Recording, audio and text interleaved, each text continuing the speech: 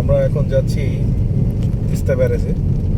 যেই তিস্তা ব্যারেজ নিয়ে ইন্ডিয়ার সাথে পানি চুক্তি অনেক চড়াই উতরাই চলছে বাংলাদেশের।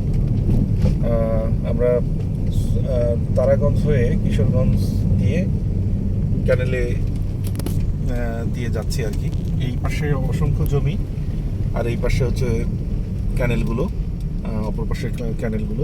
তিস্তা ব্যারেজ থেকে ডাইভার্ট করে পানিটাকে এই ক্যানেলে নিয়ে আসা হয় এবং পরবর্তীতে অপর পাশের যে জমিগুলো বা এরকম প্রত্যন্ত অঞ্চলের এই জমিগুলোকে চাষবাসের জন্য এই ক্যানেলে পানি দিয়েই চাষবাস করা হয়।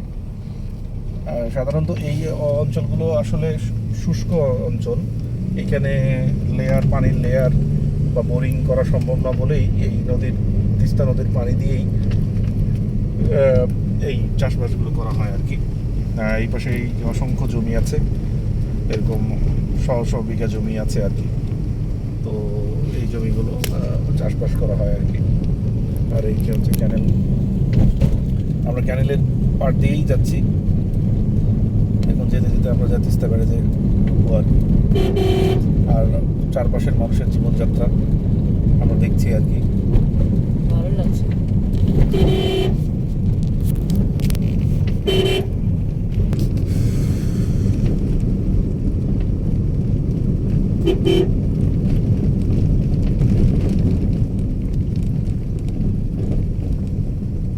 ওই যে দেখো ব্রিজটা, ওই যে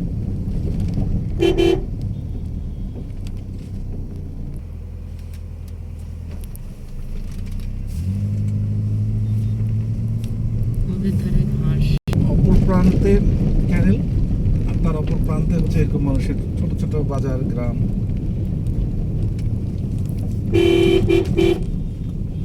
তুমি মোনারে মোনা কবিতাটা পড়ছো, ছড়াটা?